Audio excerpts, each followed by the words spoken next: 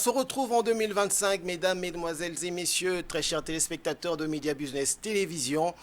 Nous rendons grâce à l'Éternel parce qu'il nous a fait cette grâce qu'on puisse se retrouver encore une fois en 2025. C'est un plaisir, nous lui sommes reconnaissants. Alors pour ce premier numéro, j'ai l'honneur de recevoir le pasteur Joseph Kalombo, à qui je m'en vais dire bonjour et bienvenue sur ce plateau en 2025, pasteur Kalombo.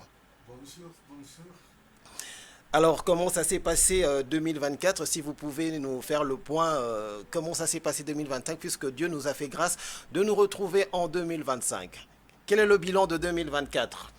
Non, je dirais que le Seigneur nous a secourus pendant l'année qui vient de s'écouler. Nous avons passé des moments pénibles, mais il était toujours à côté, il nous a secourus. C'est ainsi que nous sommes pleinement en 2025. Nous disons merci. Merci parce que c'est lui qui garde et c'est lui qui protège. En tout cas, nous remercions l'Éternel évidemment aussi, puisqu'il nous a donné le souffle de vie. Alors, pasteur, vous nous avez bénis pendant l'année 2024 avec les enseignements, les prédications. Ça nous a vraiment fortifiés et ça nous a mis en garde. Alors, pour 2025, dernièrement, on vous a reçu sur ce plateau. Quel était le thème? Nous avons conclu, nous allons continuer aujourd'hui la suite du sujet qu'on avait entamé dernièrement.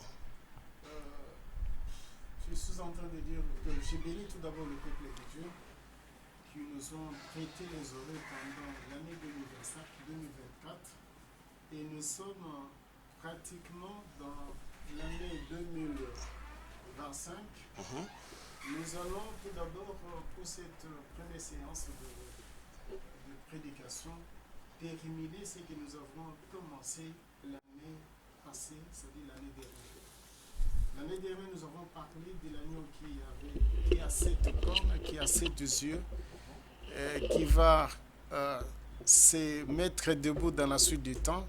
C'est le thème que nous avons décortiqué pendant plusieurs mois et nous voulons clôturer ce thème pour commencer aussi avec notre thème que nous allons bientôt là démarrer dans la semaine prochaine, mais pour ce moment, nous voulons boucler le grand thème que nous avons commencé l'année passée. C'était l'agneau qui a 7 cornes, qui a 7 yeux, qui se mettra debout dans la suite du temps.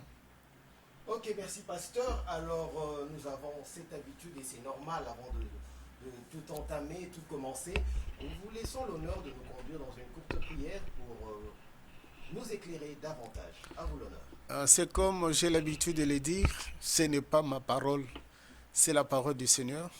Nous voulons l'inviter, c'est pour cela que nous demandons aux bien-aimés qui sont éparpillés à travers le monde de prendre la position de la prière parce que nous allons nous adresser au Créateur, propriétaire de la parole, afin qu'il puisse nous assister.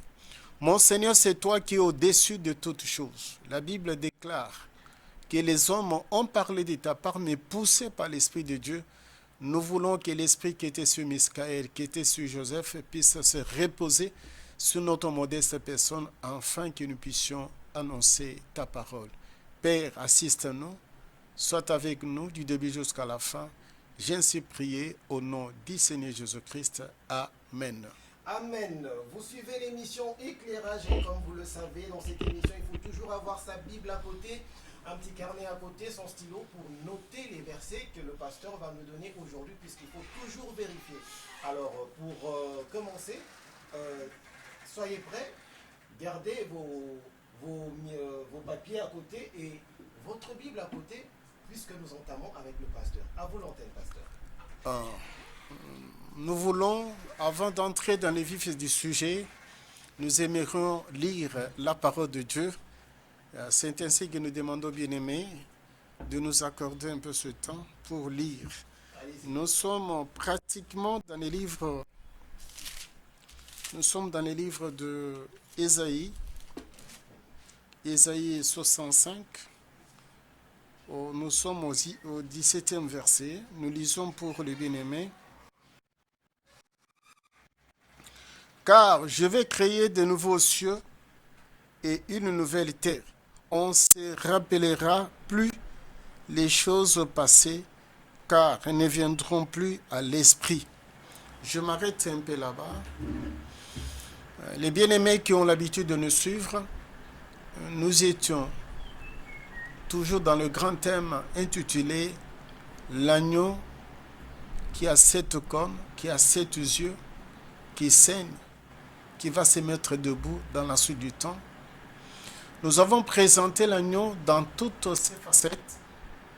Nous voulons faire un pur résumé pour rafraîchir la mémoire de plusieurs. Lorsque nous avons parlé, nous avons dit que l'agneau est en train de saigner.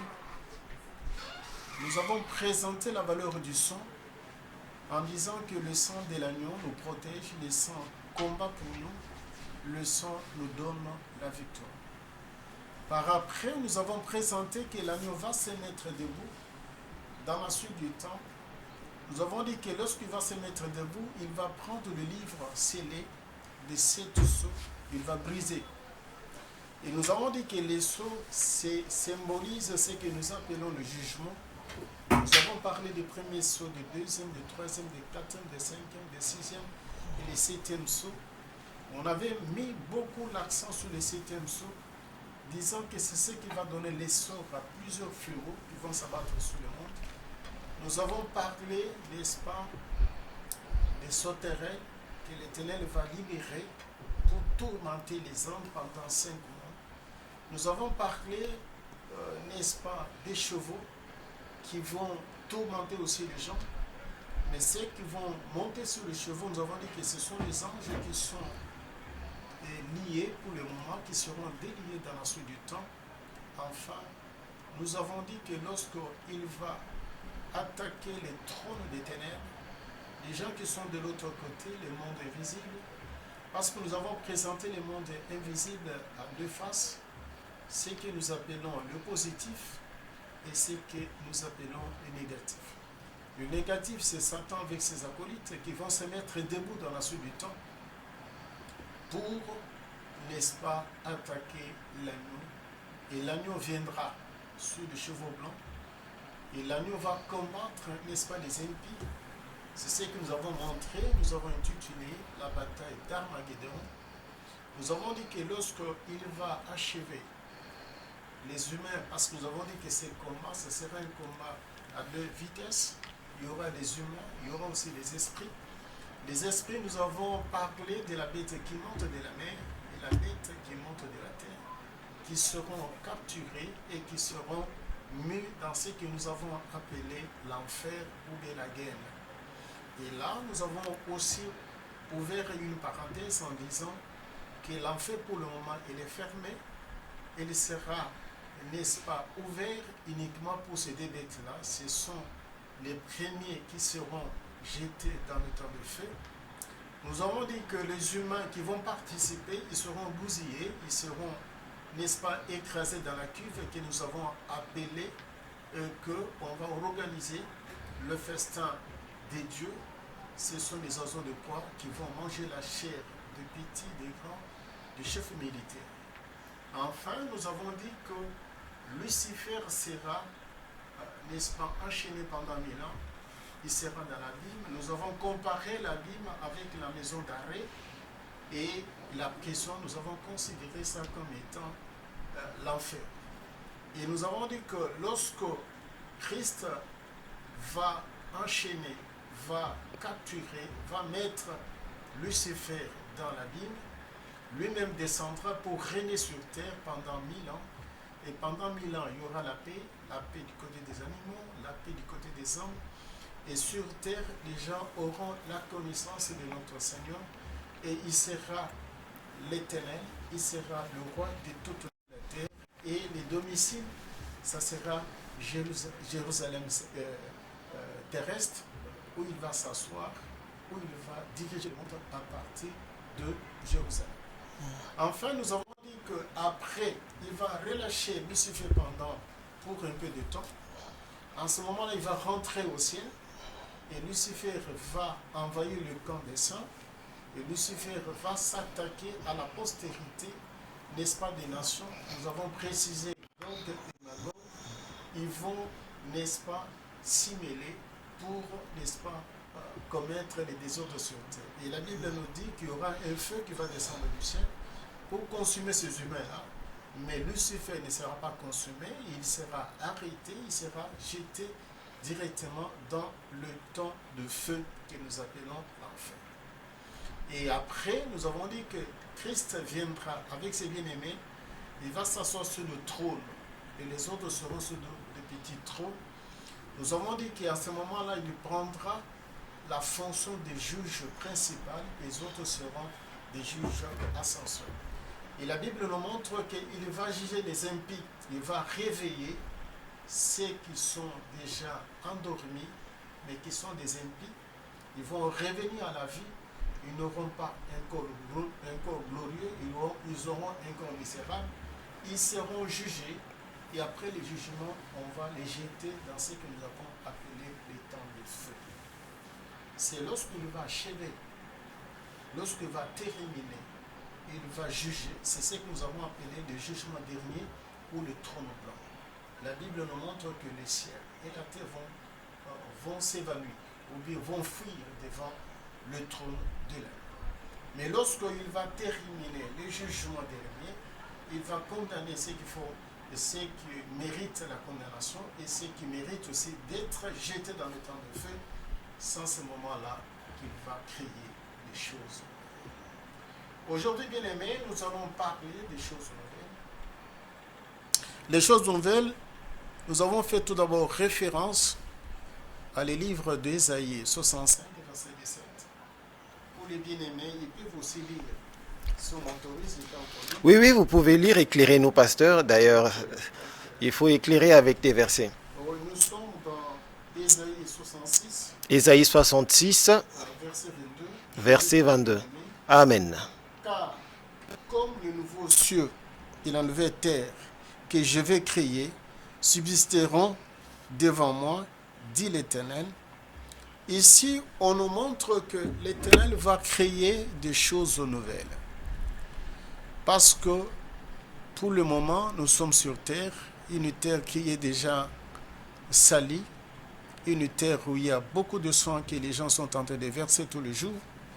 Nous avons aussi le ciel où les uns et les autres, ils montent pour placer des orbites, pour placer des satellites, uniquement pour polluer aussi le ciel et pour polluer aussi l'air. Et l'Éternel, il a déjà décidé, il voit ce que les hommes ont fait, ce que les humains ont fait au niveau de cieux, au niveau de la terre. C'est ainsi qu'il a décidé. Ça, c'est le prophète Ésaïe qui le dit qu'il va créer. Alors, l'Éternel, dans son plan, il a déjà tracé qu'il va faire disparaître le monde actuel.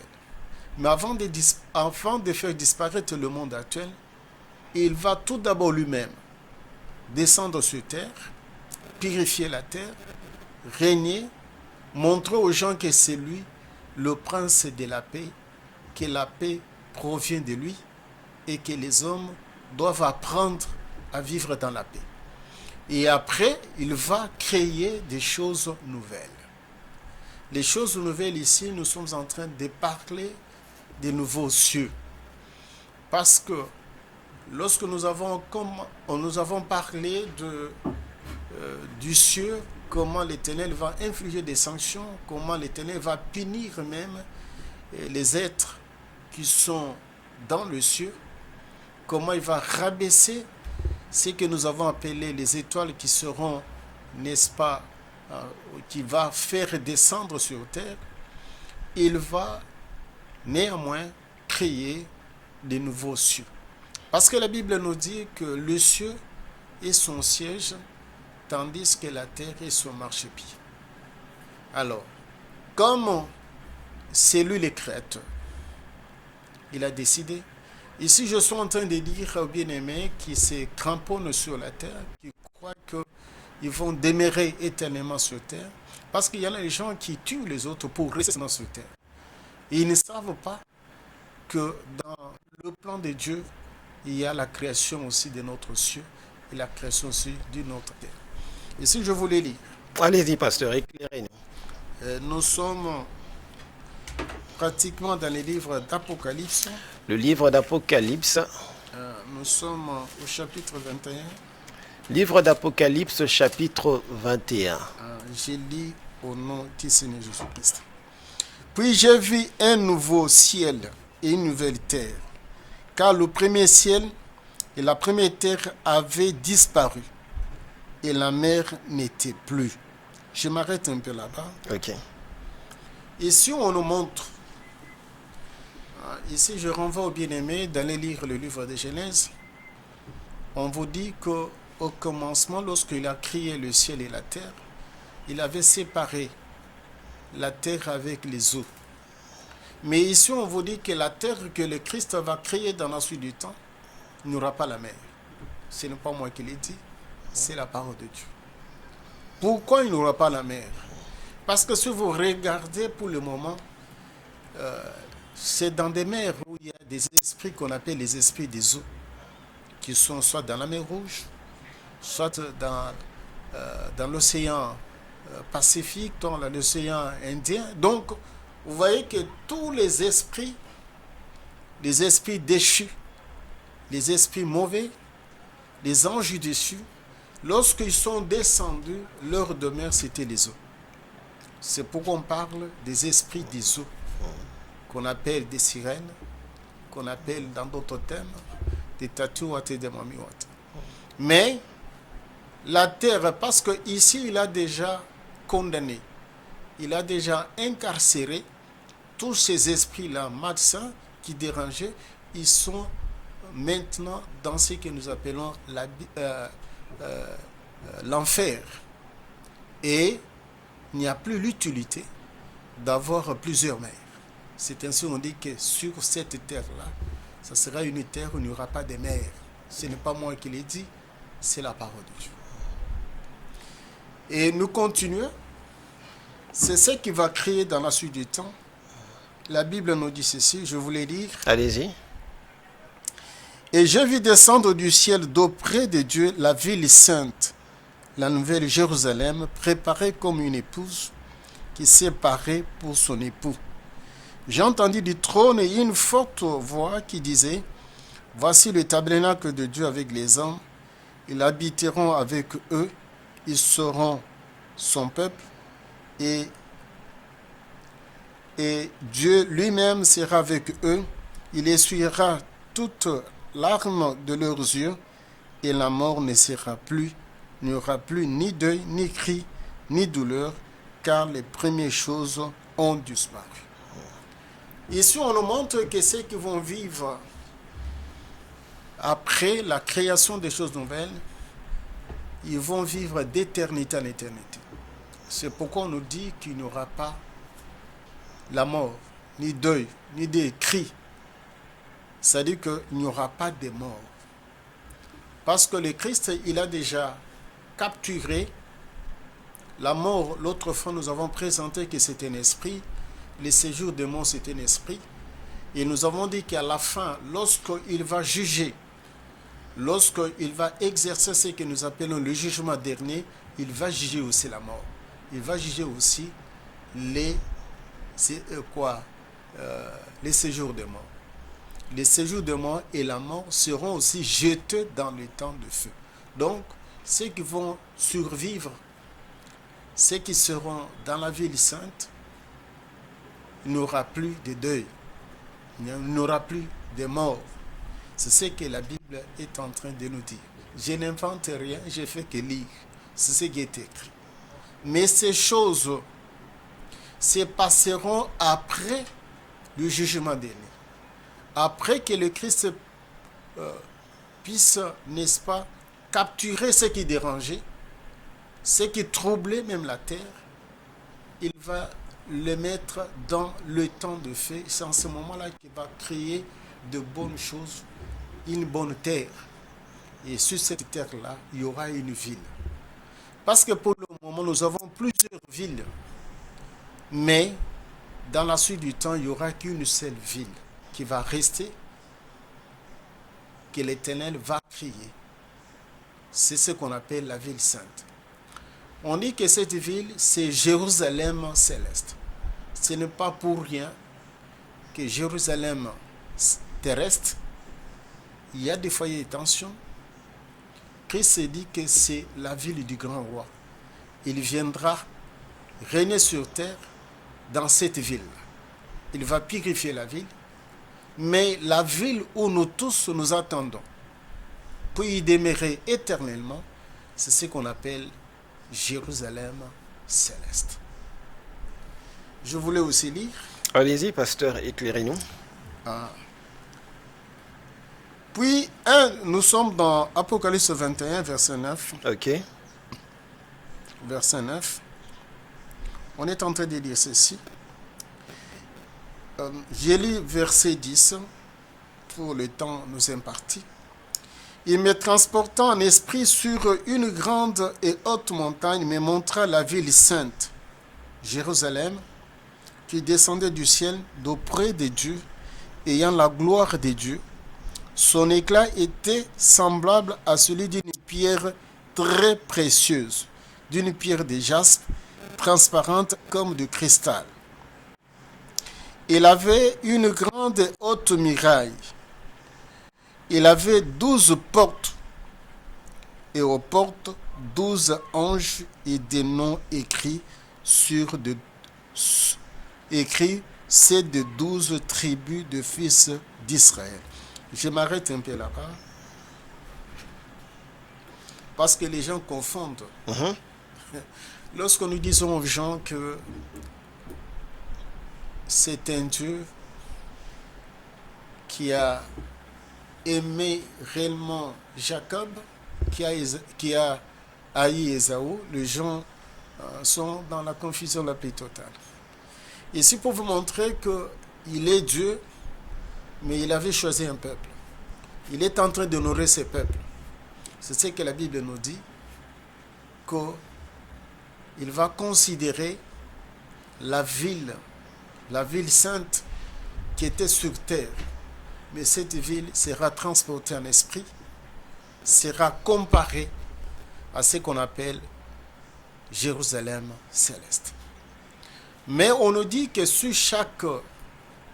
la ville comporte 12 portes. Sous chaque porte, il y a un nom.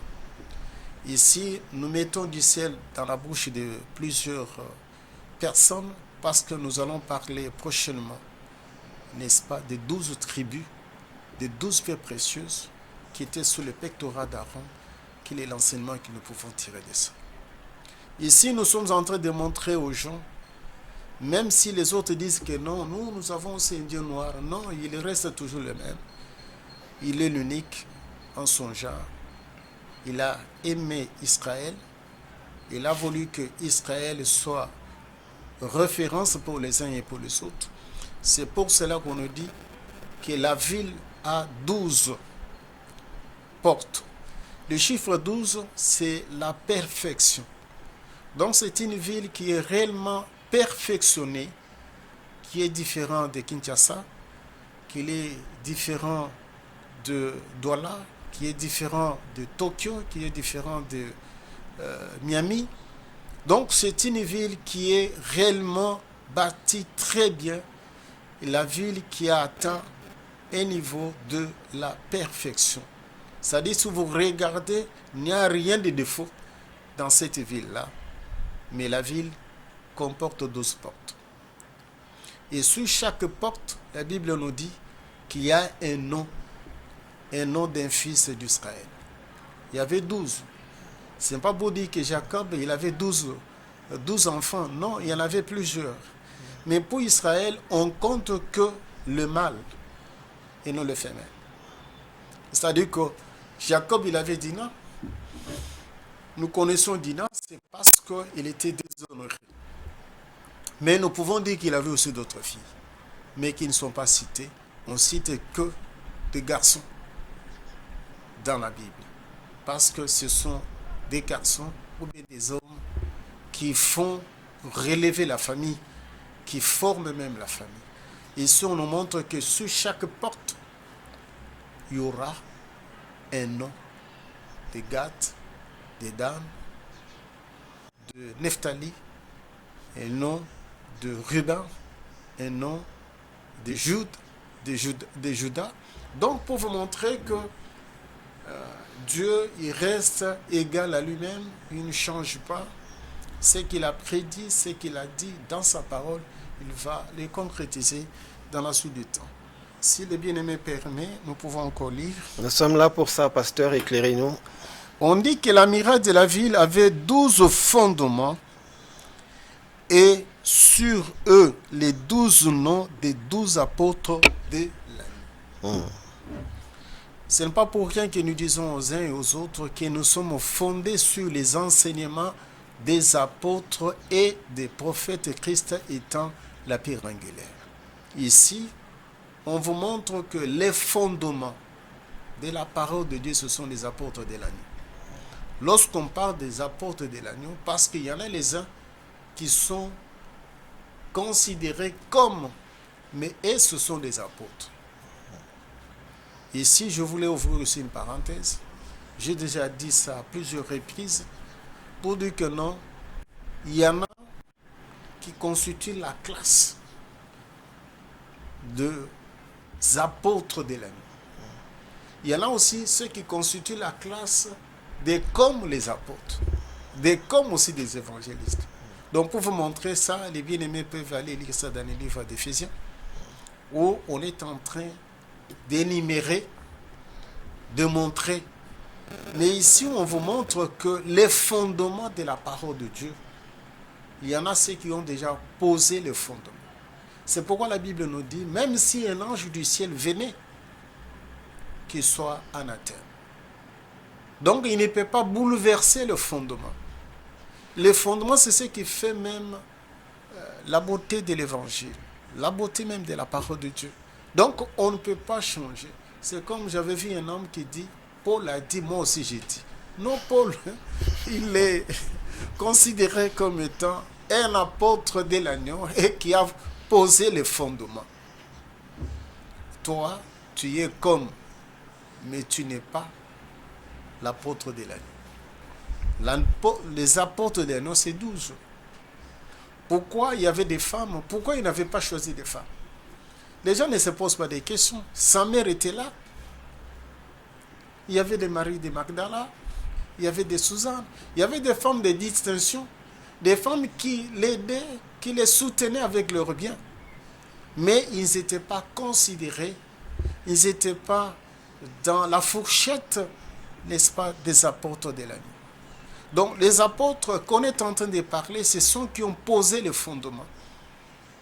Mais lorsque vous voyez quelqu'un, il est enflé d'orgueil, il est imbu, il est en train de dire que non, Paul a dit, moi aussi je l'ai dit. Il y a les gens qui sont en train de contredire la parole de Dieu.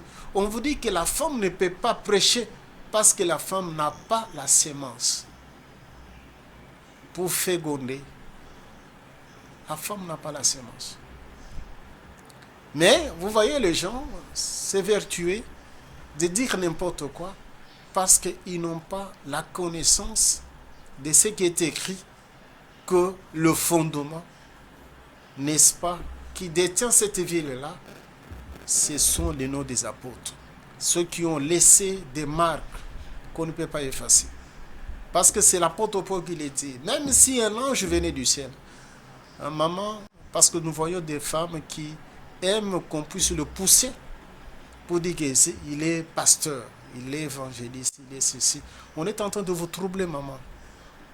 Je vis d'autres personnes, ils mettent couple pastoral. Non, c'est de la folie. C'est de la folie. Et il faut lire la parole de Dieu. On dit que la ville, le fondement, il y a sous chaque fondement, il y a un nom de l'apôtre. C'est que les apôtres nous ont légué. Il dit que la femme ne peut pas prêcher. On dit que la femme ne peut pas prêcher. On dit qu'un sacrificateur doit être mari d'une seule femme.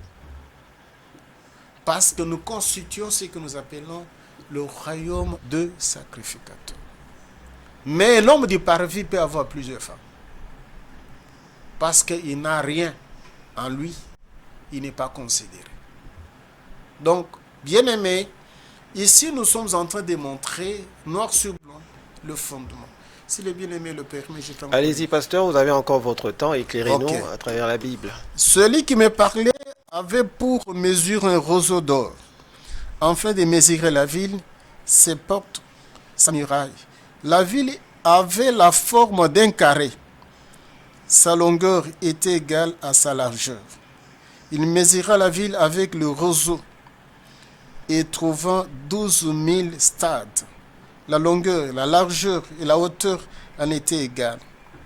Il mesurait la muraille et trouva 144 coudées, mesure d'homme, qui était celle de l'ange. La muraille était construite en jaspe et la ville était en or pur, semblable à du verre pur. Je m'arrête un peu là-bas. Ok. Vous voyez, nous avons des villes où il y a des macadam, où il y a des goudrons, où il y a des bétons. Mais cette ville que je suis en train de parler, bien aimé, c'est l'or pur. Ce n'est pas moi qui l'ai dit, c'est la parole de Dieu. Donc, toutes les rues et les avenues, c'est en or. Donc, c'est une ville, c'est pour dire que la ville, elle est parfaite. Et la ville est perfectionnée. Bien aimé, tu peux sillonner même Miami, même partout. Tu ne trouveras pas une ville comparable à cette ville qu'on a déjà préparée par notre Seigneur. La Bible nous dit qu'il y a de l'or partout. Parce que l'or symbolise la gloire de Dieu. C'est la gloire dans toutes les rues, dans toutes les avenues. On vous dit qu'il y a... On vous dit ceci. On vous dit qu'il y a la pierre de jaspe. Je pense que peut-être la semaine prochaine, nous allons parler sur des pierres. Ok. Mais ici, nous voulons seulement illustrer. Lorsqu'on vous parle, ce sont des pierres précieuses. Mais ces pierres précieuses forment aussi, n'est-ce pas, l'ornement de la ville. C'est pourquoi on vous dit qu'il y a l'or partout. Tu ne trouveras pas une ville où, au lieu de mettre des macadam, au lieu de mettre des bétons, on met de l'or. Mais la ville qu'ils sont en train de te parler, c'est pour cela qu'ils sont en train d'inciter les enfants de Dieu de demeurer, d'être auprès du Seigneur, de le voir phare à phare, d'être dans sa ville. Or que dans sa ville, il n'y a que de l'eau pure. Je voulais encore continuer. Allez-y, pasteur. Les fondements de la muraille de la ville étaient ornés de pierres précieuses de toute espèce. Le premier fondement était de jaspe, le second de saphir, le troisième de calcédoine, le quatrième d'émeraude, le cinquième de sardonis, le sixième de sardoine, le septième de chrysolite, le huitième de berli, le neuvième de topaz, le dixième de chrysoprase et le onzième d'hyacinthe et le douzième d'améthyste. Les 12 portes étaient 12 perles. Chaque porte était d'une seule perle. La place de la ville était d'or pur comme du verre transparent. Bien aimé, on vous montre que la ville, ce n'est pas n'importe quelle ville. La ville est ornée de pierres précieuses. Lorsqu'on vous parle d'émeraude, c'est les diamants verts. On vous montre que la ville, lorsqu'on parle des pierres précieuses, ce sont des pierres étincelantes, des pierres de joyaux qui émettent des rayons, qui transmettent même de la lumière.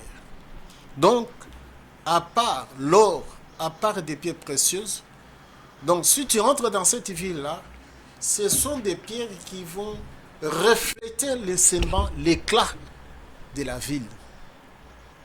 On vous dit qu'il y a des pierres précieuses. Oh bien-aimés, voilà comment notre Seigneur, il a déjà préparé de bonnes choses. Moi, j'ai dit que ce sont des bonnes choses. Parce qu'il y a les gens qui ont, n'est-ce pas, la démangeaison de voyager. Les gens qui aiment aller à Miami pour aller contempler des femmes qui sont nues. Mais ici, c'est pour aller contempler une ville qui reflète un peu de lumière. Une ville qui est différente des autres villes. On va vous parler de New York, on va vous parler, n'est-ce pas, de Washington, mais cette ville que je suis en train de parler, construite, bâtie par le Seigneur lui-même, il a orné. Et des rues, c'est de l'eau pure. Donc, bien aimé, c'est une ville spéciale. La Bible nous dit qu'il faut demeurer, rester dans cette ville, aller dans cette ville, demeurer, accepter, lutter, n'est-ce pas, traiter les corps durement pour entrer dans cette ville. C'est pourquoi nous disons que ceux qui vont participer à l'enlèvement de l'Église, ce sont les bienheureux parce qu'ils sont considérés comme étant l'épouse, ils vont y participer. La ville est ornée. La ville reflète un peu la lumière. Oh bien-aimé, toi qui as ces désirs ardents qui montent dans ton cœur, je te dirais qu'il faut persévérer jusqu'à la fin pour entrer réellement dans cette ville. Bien-aimé, si le permis, nous pouvons encore lire. Allez-y, nous acheminons déjà vers la fin. Allez-y, Alors, pasteur. je n'ai vu point de temple dans la ville, car le Seigneur, Dieu Tout-Puissant, est son temple, ainsi que l'agneau. La ville n'a besoin ni du soleil, ni de la lune pour l'éclairer, car la gloire de Dieu l'éclaire et l'agneau est son flambeau. Oh bien-aimé, C'est un mystère. c'est un mystère, c'est une belle ville, parce qu'il n'y a pas le soleil, il n'y a pas de ténèbres, il n'y a que la lumière. Vous voyez, lorsqu'on parle de soleil, le soleil parfois, il y a des villes où le soleil brille les champs, où les gens pleurent, parce qu'il fait extrêmement très chaud. Donc ici, pour montrer que la ville, à elle-même, il y a même le ventilateur. La ville, on vous dit qu'il y a la lumière. La lumière, c'est le Christ lui-même. Dans cette ville, il n'y aura pas de temple de Hindu Sankara. Il n'y aura pas de temple de Bouddha. Non, le temple, c'est Dieu lui-même. Donc, c'est une belle ville. Il faut espérer pour y entrer. Je voulais aussi lire. Allez-y, pasteur. Les nations marcheront à sa lumière et le roi de la terre y apporteront le gloire. Ses portes ne se fermeront point le jour, car il n'y aura point de nuit. Ce n'est pas moi qui l'ai dit. C'est la Bible, c'est écrit. C'est la hein. Bible. C'est la Bible. Mais comme le temps nous fait défaut, je voulais, avant de chuter, de parler aussi qu'au sein de cette ville, il y a un fleuve. Je voulais que les bien-aimés puissent nous permettre de lire. Allez-y, pasteur. Il me montra un fleuve d'eau de la vie, limpide comme du cristal, qui sortait du trône de Dieu et de l'agneau, au milieu de la place de la ville. Sur les deux bords du fleuve, il y avait un arbre de vie produisant 12 fois le fruit, rendant son fruit chaque mois, et dont les feuilles servaient à la guérison des nations. Il n'y en aura plus d'anathème. Le trône de Dieu et de l'agneau sera dans la ville. Ses serviteurs les serviront et verront sa face. Et son nom sera sur leur front. Je m'arrête un peu là-bas. Ici, on vous montre que l'arbre de vie, c'est un arbre qui était sur terre. Précisément, c'était au Moyen-Orient. Parce qu'on dit que le jardin d'Éden, c'est là où il y avait l'arbre de vie. Et le jardin était coiffé de 4 fleuves. Il n'y en a qu'un. Un fleuve qui est resté, c'est Euphrate. Mais la Bible nous montre ici qu'on a transporté cet arbre-là. C'est le plus sur terre. C'est maintenant au ciel. Ça sera dans la ville où il y aura un arbre de vie. La Bible nous dit que cet arbre est en train de produire 12 fruits, un fruit pour un mois. Et on dit que les feuilles servent à la guérison des nations. En fait, on nous montre que dans cette ville, c'est là où il y aura réellement la vie éternelle, où les gens vont passer l'éternité. On dit qu'il n'y aura pas de nuit, le fleuve qu'on est en train de parler, ça sort du trône de Dieu. En fait, c'est la parole de Dieu qui va étancher notre soif. Et on nous montre que la ville, en réalité, c'est un bon endroit. On vous dit qu'il n'y aura pas de nuit. La nuit, c'est parce que c'est pendant la nuit que les sorciers opèrent, c'est pendant la nuit qu'il y a des voleurs, qu'il y a des colonnes, tout ça. Mais on vous dit que dans cette ville, il n'y aura pas un incirconcis. Dans cette ville, il y aura la paix. Et dans cette ville, nous allons consommer comme au début, parce qu'on avait dit à l'homme de manger le fruit. Et c'est le fruit qui va se retrouver réellement dans cette ville. Je voulais citer, Allez-y. il y a quelque chose là qui m'a beaucoup intéressé. On dit qu'on n'aura besoin ni de la lampe, ni de la lumière, parce que le Seigneur les éclairera. Donc dans cette ville, mon frère, ma soeur, ce n'est pas une ville où quelqu'un doit acheter une lampe ou bien des ampoules. Non, là-bas, l'éclairage, c'est lui-même Dieu qui est la lumière des nations. C'est lui qui va nous éclairer parce que nous serons avec lui. Ici, on précise, comme nous-mêmes nous serons aussi des lumières, nous allons le voir face à face, phare à phare. Mon Seigneur qui est votre Seigneur, puisse vous bénir. Merci, pasteur Joseph Kalombo. Vous nous avez tellement éclairé, tellement béni. En tout cas, ça nous a fait énormément plaisir. Et il faut faire comme le pasteur Joseph Kalombo, puisqu'on en trouve beaucoup moins des pasteurs qui nous parlent de l'enlèvement, de se préparer parce que Jésus-Christ revient bientôt, comme on le dit toujours, mais c'est réellement. Alors, il faudrait être prêt pour cet événement de l'arrivée de Jésus-Christ.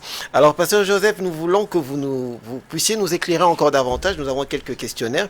Vous avez parlé, épinglé, mais on a quand même besoin que vous puissiez nous essayer de marteler sur ça. Vous avez dit que la mort est un esprit et le séjour de mort aussi. Comment se fait-il qu'un esprit arrive à prendre beaucoup de monde partout dans le monde? On se retrouve peut-être dans un hôpital, il y a peut-être une centaine de personnes, des milliers de personnes qui meurent en instant l'instant, alors que c'est un esprit. C'est un esprit qui se multiplie. Expliquez-nous un peu, éclairez-nous, ça se passe comment? Je voulais vous expliquer avec la parole de Dieu. Ok. Parce que je ne voulais pas donner, n'est-ce pas, ma pensée. Je voulais que nous puissions lire ensemble avec les bien-aimés. Je suis... Puisque nous voulons quand même comprendre, hein, parce que c'est un esprit qui s'abat sur les gens comme ça, et puis il y a la mort partout. En Afrique, en Asie, et ça se passe peut-être en un seul instant, on perd des milliers de personnes. Je n'invente rien, je pourrais lire avec les bien-aimés. Nous sommes Apocalypse 20. Apocalypse 20. Alors, je lis le verset 14. Ok. Avant de lire le verset 14, je commence avec 13. Ok. La mer rendit les morts qui étaient en elle, et la mort et le séjour des morts rendirent aussi les morts qui étaient en eux. Et chacun fut jugé selon ses œuvres. Et puis, la mort et les séjours des morts furent jetés dans le temps de feu. Ok. Donc, je n'ai pas inventé. C'est bien écrit. C'est dans la. Donc la mort et le séjour de mort, ce sont deux esprits. Oh oui, que le Seigneur aussi va capturer à la fin du temps. Ok. Pour le mettre aussi dans le temps de feu. Ok. Ici, je renvoie aux bien-aimés d'aller lire Apocalypse 20. Ils peuvent commencer de 13 jusqu'à 14. Ok. Ici, qu'est-ce que je voulais dire? En fait, c'est un mystère parce que les gens ne le prêchent pas, les gens ne savent pas. J'avais dit l'autre fois que l'homme ne meurt pas. Ça peut troubler les gens, mais nous avons dit que l'homme, il est composé de 3 compartiments. Il y a la terre, que nous appelons le corps, il y a l'âme et il y a l'esprit. Ok. Le 2, l'âme et l'esprit, on appelle ça l'homme intérieur, qui ne meurt pas. Mais lorsque la mort vient, la mort, tout en étant un esprit, il prend le 2 là. L'âme, soit l'esprit, il prend ça, il met ça quelque part, ce qu'on appelle, il le rend captif. Mais le corps va pourrir. Les gens vont dire que cet homme-là, il est décédé. Alors, la mort coopère aussi avec ce que nous appelons les trafiquants. Nous avons dit ça l'autre fois. Oui. Et donné des versets. Les marchands d'âmes et tout ça, oui. En fait, on peut aller réclamer auprès de cet esprit que donne-moi ce monsieur-là, je vais l'utiliser. Pourquoi je l'ai dit? Je renvoie aux bien-aimés qui ont la Bible, ce qu'on appelle Scofield. Ils peuvent lire dans le chapitre, dans les livres des Exodes. Il y a les titres, les spiritismes. On interdit à Israël. Que lorsque tu vas arriver dans ces pays-là, vous allez trouver les gens en train d'invoquer les morts. Toi, ne le fais pas. Lorsqu'on dit d'entrer d'invoquer les morts, ça dit qu'on s'adresse à cet esprit-là pour libérer l'âme-là ou l'esprit-là de revenir pour faire du travail. Alors, ce travail qu'il est en train de faire, Dieu n'est pas content. C'est pour cela qu'on va aussi le finir dans la suite des temps. Ok. Pour ce travail-là qu'il avait fait. Nous avons vu le prophète, big prophète, comme je peux le dire, Samuel, qu'on l'avait invoqué par le biais d'une personne qui avait l'habilité, la capacité de causer avec les morts, de faire dire à cet esprit de mort que donne-moi ce monsieur-là.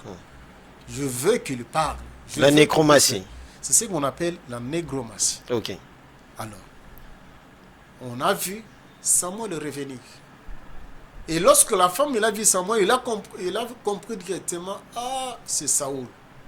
Oh, tu viens, je me dis, non, je suis venu parce que j'ai besoin de causer avec lui. Ok. Ici, c'est pour vous montrer, bien aimé, que les séjours des morts et la mort, ce sont deux sœurs jumelles, ce sont des esprits. Ok, merci pasteur. Il y a tellement de questions, mais le temps fait toujours défaut. Alors pasteur, dites-nous, pourquoi Paul est considéré est différent des autres serviteurs de Dieu? C'est seulement parce qu'il est inscrit dans la Bible ou il n'y aura plus un homme plus que Paul qui pourra servir l'Éternel? Non, en fait, ici je renvoie au bien-aimé de lire le livre de Jérémie. C'est que les gens ignorent. Ici, ce sont des enseignements, nous allons parler ça plus tard. Qu'avant de venir dans le monde, Dieu nous connaît. En fait, on dit que l'homme existe avant qu'on puisse le voir. Pourquoi? Parce qu'il est esprit.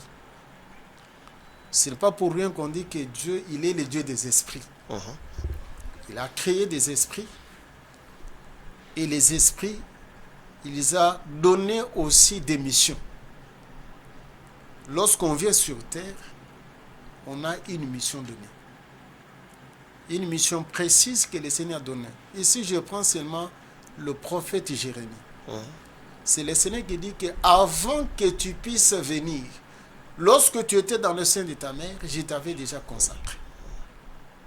C'est là où je suis en train de dire que les ministères, c'est inné.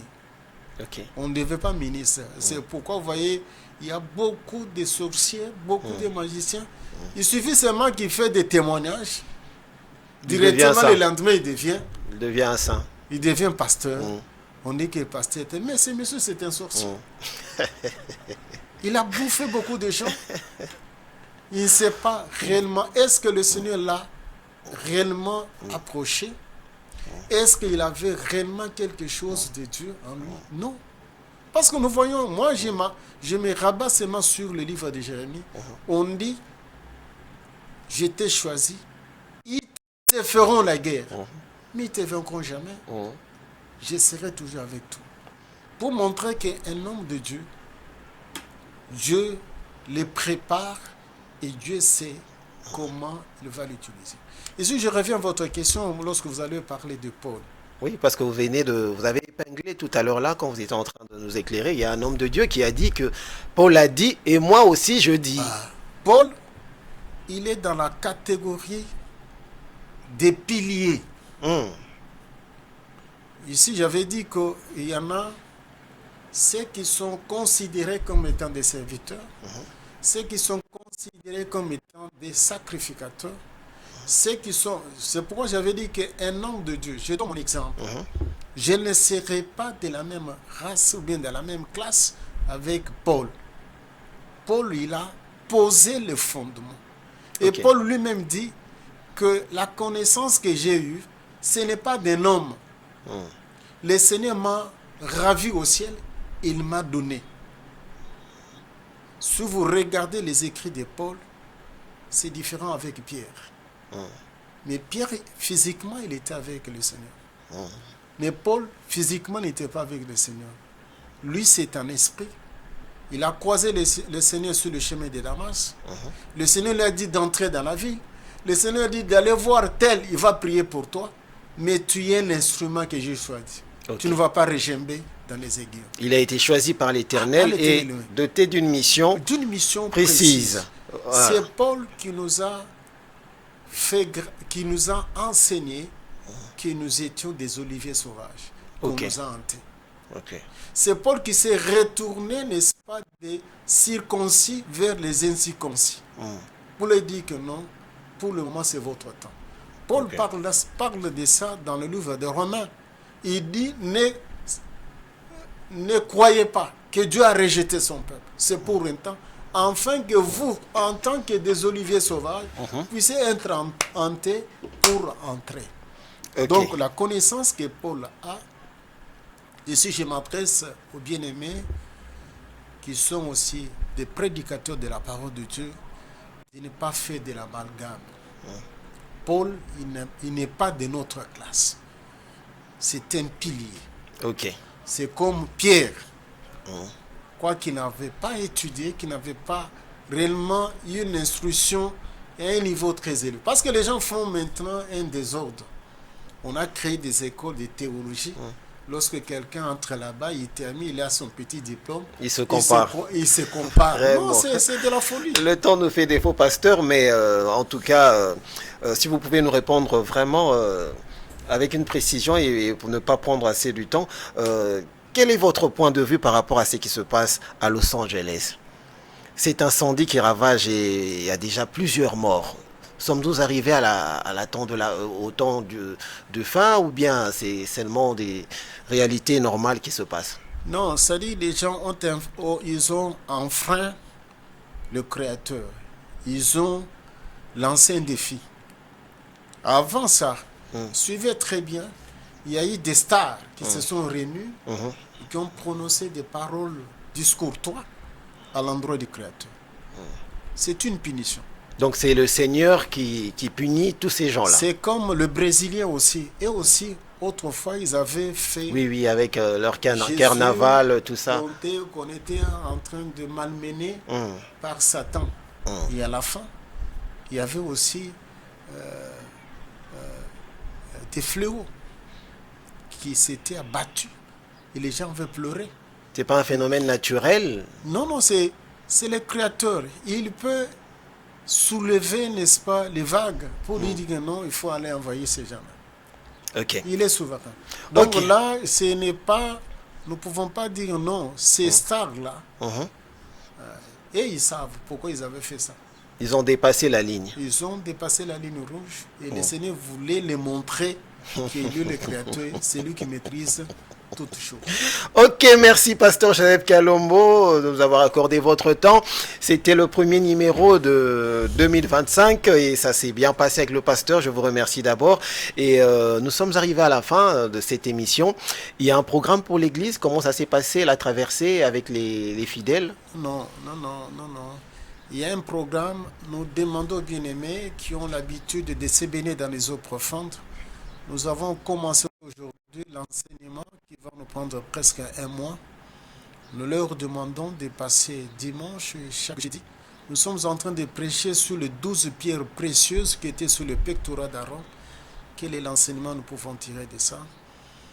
Donc nous pensons que s'ils passent, ils seront bénis. Et la grande bénédiction, c'est la parole de Dieu. lorsqu'on est éclairé, lorsqu'on est taillé, lorsqu'on est lavé, en ce moment-là, on peut espérer qu'on peut le voir tel qu'il est.